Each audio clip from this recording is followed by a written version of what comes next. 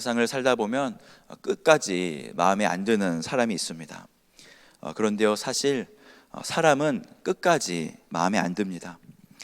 사람은 쉽게 변하지 않을 뿐만 아니라 사람 자체가 그렇다는 것이죠.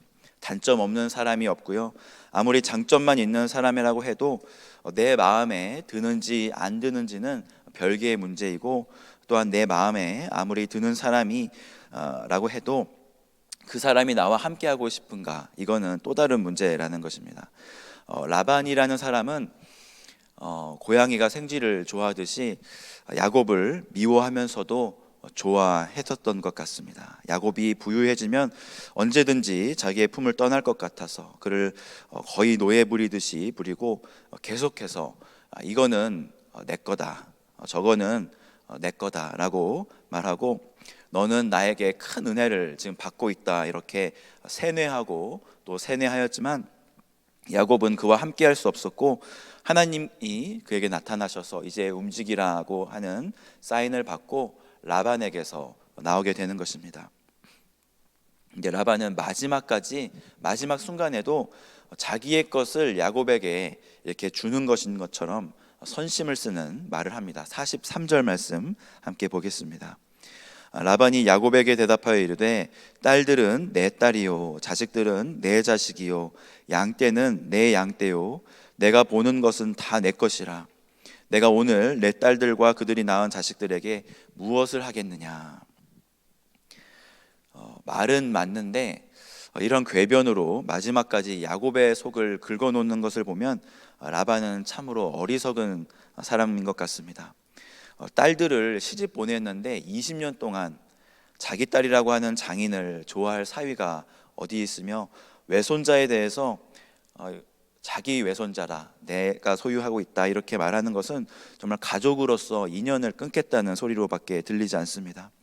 6년 동안 열심히 일해서 돈을 이제 받았는데 그 돈이 원래 내 돈이었다, 이렇게 말하는 고용주가 있다면 아무리 농담이라고 해도 직원들과 좋은 관계를 맺기는 힘들어 보입니다. 처가살이도 이런 처가살이가 없었고요, 악덕 고용주도 이런 악덕 고용주가 없는 것이죠. 가끔씩 열심히 쌓아놓은 좋은 인상을 한 번에 다 까먹는 분들이 계신데요, 보통 내 것을 주장하다가 그렇게 주고도 욕을 먹게 되지요. 부부 사이에도 네 것, 내 것 따지기 시작하면 관계에 금이 가기 시작하고요, 사람 사이의 관계에서도 이거 원래 내 거야, 이거는 내 거다, 이것은 제가 했습니다, 막 이런 말을 하면 그 말이 사실이라도 좋은 인상을 주지는 못하는 것입니다. 엄밀히 따지면 모든 것의 소유권은 하나님께 있는 것을 우리가 압니다. 우리가 가지고 있는 것도 그저 맡아서 관리하고 있는 것뿐이죠.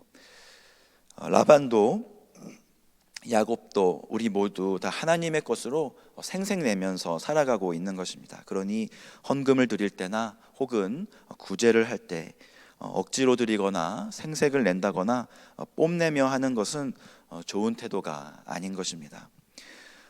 라반은 야곱에게 언약을 맺고 이제 증거를 삼자고 합니다.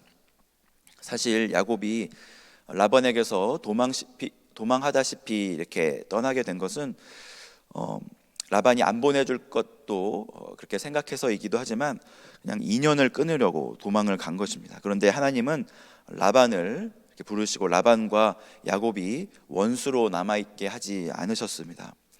하나님이 라반을 여러 가지 이유로 쫓아오지 못하게 하셨을 수도 있고요, 쫓아오더라도 중간에 길을 막거나 이렇게 만나지 못하게 하셨을 수도 있는데, 전날 꿈에 나타나셔서 선악간에 말하지 말라고 하신 것은 하나님께서 이 둘 사이를 중보하신 것입니다. 그렇게 이 어색한 둘은 언약을 맺습니다. 하나님이 중간에서 두 사람의 손을 내밀게 하셔서 악수하게 하신 것이죠. 누가 더 옳다, 나쁘다, 잘잘못을 가리는 것이 아니라 앞으로 어떻게 하겠는지를 이야기하는 것입니다. 물론 라반의 입장에서는 철저하게 계산된 제안이었습니다.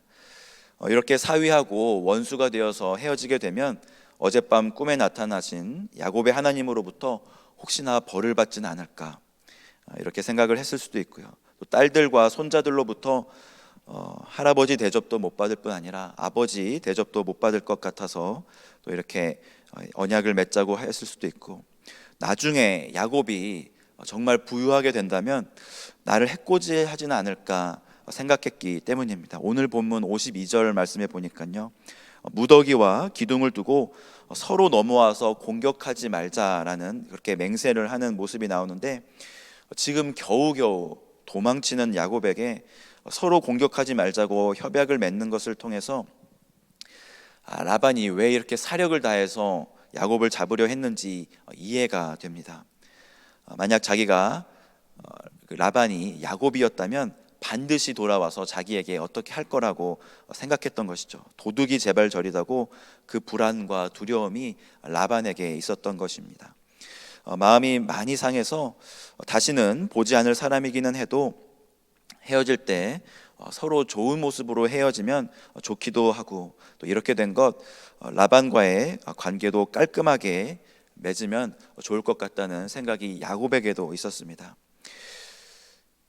더 이상 라반이 이것은 내 것이다, 너의 딸은 내 딸이다, 너가 내 딸을 가져갔다, 이러한 궤변을 듣고 싶지 않았기에 야곱도 적극적으로 이 언약에 동참합니다. 결과적으로 야곱은 장인어른의 축복을 받으며 고향 땅으로 돌아가게 되지요. 55절 말씀 함께 보겠습니다. 라반이 아침에 일찍이 일어나 손자들과 딸들에게 입맞추며 그들에게 축복하고 떠나 고향으로 돌아갔더라. 야곱이 꿈에도 생각하지 못했던 것 두 가지가 있었는데요. 한 가지는 형 에서가 자신을 용서해 줄 것이라는 것과, 두 번째는 장인이 나를 축복하며 보내줄 것이라고는 조금도 생각하지 못했습니다. 조금의 가능성만 보였더라도 아마 그는 도망가지는 않았을 텐데, 라반의 아들들은 매형이 우리 아버지의 소유를 다 뺏어간다고 말하고, 라반의 안색은 예전과 다름을 보니 곱게 보내줄 리는 없겠다, 이렇게 야곱이 생각했던 것입니다. 그런데 하나님이 틀어진 관계를 회복시키셨고요, 정말 마지막 순간에 관계를 깔끔하게 맺어주셨습니다. 53절에 라반이 말합니다. 아브라함의 하나님, 나홀의 하나님, 그들의 조상의 하나님. 아브라함과 나홀은 형제입니다. 아브라함의 하나님은 우리가 잘 알고 있는 여호와 하나님이시고요, 나홀의 하나님은 조금 애매하지만 아마 아브라함의 하나님이었을 것이고, 또 그들의 조상의 하나님은 여호와 하나님을 뜻하는 것이 아니라 다신을 의미합니다. 아브라함의 조상들은 메소포타미아에서 다른 신들을 섬기고 있었기 때문이죠. 라반은 가정신으로 드라빔을 모시고 있었습니다. 야곱은 그러한 라반의 말에 아멘이라고 말하지 않고 자신의 하나님의 이름을 또 부릅니다. 그의 아버지 이삭이 경외하는 일을 가리켜 맹세하였던 것이죠. 이러한 야곱의 모습이 멋지지 않으십니까?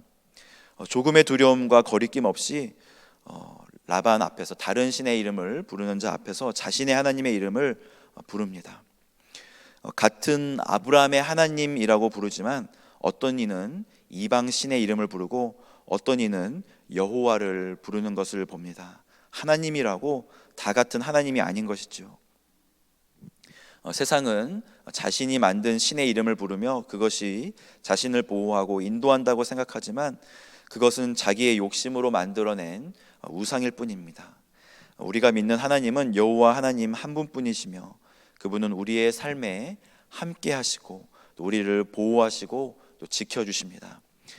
라반이 믿는 신은 자신의 조카이자 사위였던 야곱을 죽이고 그 재물을 탈취하라고 속삭였지만, 야곱의 하나님은 그 살기등등한 라반을 막으시고 야곱과 평화 협정을 맺게 하시고 또 관계를 정리해 주셔서 축복 속에서 헤어지게 하셨습니다.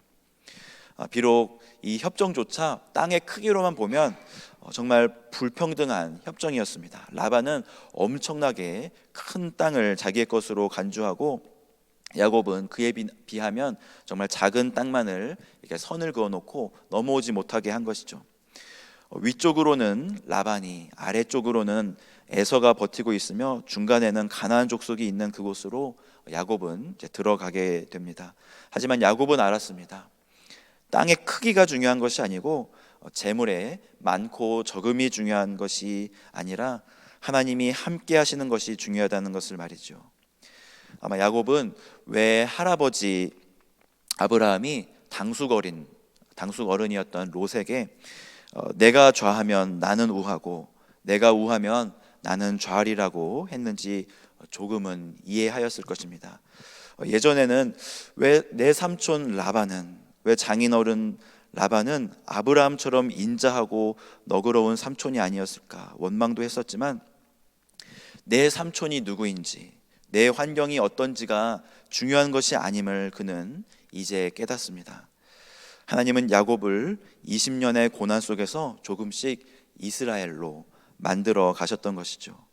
오늘 하루도 우리의 삶을 인도하시고 또 함께 하시는 하나님의 보호하심 속에서 또 승리하며 하나님의 이름을 부르는 하루가 되시기를 주님의 이름으로 축복합니다.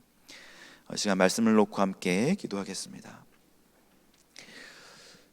라반과 야곱의 마지막 순간까지 하나님 함께 하셨고 그 둘의 관계를 하나님께서 회복하셨음을 우리가 기억합니다. 하나님, 우리의 가는 곳이 비록 힘들고 또 어려운 여정이라고 할지라도 아버지, 우리의 환경이 중요한 것이 아니라 하나님이 우리와 함께하고 있는지가 중요한 것임을 오늘 말씀을 통해 또 배웁니다. 하나님, 오늘도 함께 하시는 하나님을 우리가 의지하며 오늘도 세상 속에서 하나님의 이름을, 거룩하신 여호와의 이름을 부를 수 있는 저희들 되게 하여 주시옵소서. 이 시간 말씀을 놓고 함께 기도하시고 또 교회를 위하여서 또 세상을 위해서 기도할 때 하나님, 저희 교회가 또 선교로 하나님께 나아갑니다. 하나님, 선교지를 위해서 또 선교사님들의 이름을 불러가며 함께 이 시간 기도하겠습니다.